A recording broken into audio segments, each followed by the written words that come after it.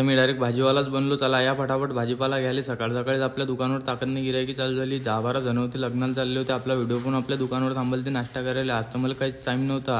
गरम गरम कचोरीचा घाणा निघला, कचोरी वर लावून दिली. माल बी एकदम जबरदस्तपैकी पूर्ण निघला होता आज. तेवढाच एक दादा आले म्हणत आपल्याला आलूवडा पाहिजे पार्सल. म्हटलं दादा 10 मिनटं थांबा, तुम्हाला गरम गरम आलूवडा देतो. काकानं 5 मिनटात तर आलूवड्याची तयारी केली आणि फटाफटमध्ये बेसन भिजवलं. चला मग आता तेव्हा लोक आपल्या दुकानावर काय काय असते ते दाखवतो तुम्हाला. आपल्या दुकानावर खटाई, चटणी, दही, शेव, कांदा, मिरची सगळंच असते. क्वालिटी म्हणजे एक नंबर देत असतो आपण. आणि त्यासोबत रस्सा बी असते खतरनाक असा तर्रीबाज.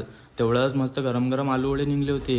तुम्हाला जर का गरम गरम लागले तर पहिले कॉल करून द्यायचा आणि मग येऊन जायचं ऑर्डर घ्यायसाठी. तेवढ्याच हे दादा आलते. दादा जगदंबा चौकातून आपल्या दुकानावर फक्त नाश्ता करायसाठी येतात. धन्यवाद दादा तुमचं प्रेम दाखवल्याबद्दल. मग आले ते आनंददादा. हे आनंददादाला सपोर्ट करतात मले. आनंददादाने नाश्ता दिला. मग तेवढंच काकानं मस्त दाल पकवान बनवलं तर आज एक नंबर लागलं. मग आलं तुम्ही भाजीपाल्या दुकानवर. भाजीपाल्यावाले दुकानवाले काका बाहेर गेलते तर ते म्हणत जरसकभर दुकान पाय.